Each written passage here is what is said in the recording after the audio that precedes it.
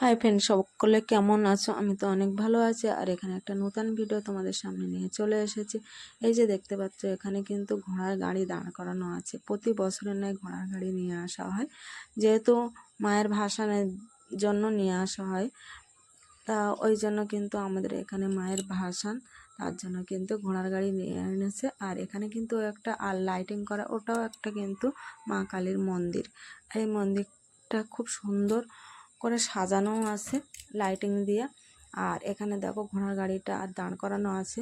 প্রত্যেক বছরই কিন্তু এই ঘোড়ার গাড়িটা নিয়ে আসা হয় মার ভাসানের দিন। আর মায়ের বরণ তো হয়েই গেছে, এখন একটু ঘোড়ার গাড়িটা একটু দূরে রাখা হয়েছে, তারপরে নিয়ে যাওয়া হবে মার ভাসানের উদ্দেশ্যে। সবাই রেডি হচ্ছে আর ভীষণ আনন্দ আর মজাও হয়। আর এই ভাসানটা খুব জমজমাট হয়, আর রোডে রোডে লোক দাঁড়িয়ে আছে দেখার জন্য। তা এই যে এখান থেকে কিন্তু এবার নিয়ে যাওয়া হবে। আর ঘোড়াটা খুব সুন্দর দেখতে, দুটো ঘোড়া, ঘোড়া টানা, ঘোড়া দুটো, একটা ছেলে একটাই মেয়ে। আর এখানে দেখো মেয়েরা কি সুন্দর করে সেজেছে। আর এইভাবে কিন্তু লাইটিং, আর ছোটো রোড তো ওই জন্য কিন্তু একটু আস্তে আস্তে করে গাড়িগুলো এক এক করে নিয়ে যাচ্ছে, অনেক কিছুই তো আছে।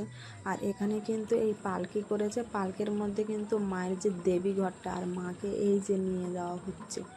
দেখো মা আসলো, আবার চলেও যাচ্ছে, আবার 365 দিনের অপেক্ষা মা আসার। কিন্তু এই যে আনন্দ, এই যে মুহূর্তটা, আবার একটা বছর পরে সবাই যে এত আনন্দ করছে উৎসব, একটা বছর পরে আবার কিন্তু মা আসবে। তো এইভাবে কিন্তু খুব আনন্দ উৎসব, রাস্তায় লাইটিং সব কিন্তু আজ থেকে বন্ধ হয়ে যাবে।